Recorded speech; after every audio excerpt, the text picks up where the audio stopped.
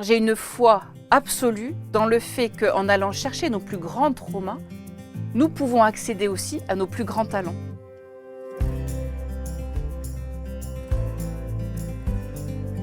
Parce qu'en fait, on va aller chercher ces pépites qui sont, vous savez, cachées dans la boue, dans la vase. Et en fait, la vase, c'est vraiment comme nos parts d'ombre. Parce qu'on a du mal à aller voir, parce que ça sent mauvais, parce que ce n'est pas très valorisant pour l'ego. Donc, revenir à ces traumas pour se guérir, mais aussi retrouver sa puissance, comme certains disent. Exactement ça. C'est une terre composée principalement de cristaux, donc de larimar. Le larimar est aussi appelé pierre Atlante. Ça peut être du cristal de roche, c'est pour ça qu'on utilise beaucoup dans nos soins les cristaux. Mais aussi, pourquoi pas, de la célestine, qu'est-ce qu'on a beaucoup du lapis lazuli. Toutes ces pierres qu'on utilise en fait en lithothérapie.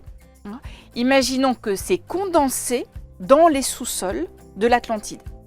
Si vous connaissez Abadiana, ce sont des sous-sols qui sont extrêmement riches en cristaux, qui ont une énergie, du coup, qui était extrêmement importante. C'est quoi mon nom spirituel? On a le droit de le dire ou il faut peut-être pas? Ah, ça dépend de vous. C'est si vous avez envie de le partager. Non, je vais le garder pour moi. Je me suis fait taguer, tatouer presque. Mais par contre, si, on a dit ce que ça voulait dire. Oui, en fait, c'est le gardien de lumière des temps modernes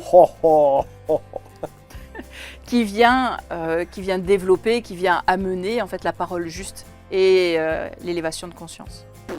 Tout ça, je vais avoir les petites...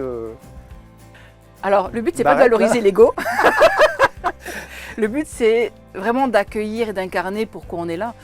Ça vient répondre aussi à des questions existentielles quand même. De se dire, ok, je connecte aux soins Atlante. J'étais plus du tout dans le mental. Vous savez, on pensait à un truc, on a enregistré l'émission juste après. Ça m'a fait dans tout le corps. Est-ce qu'il y a un lien entre les temps anciens et ce qu'on pratique aujourd'hui?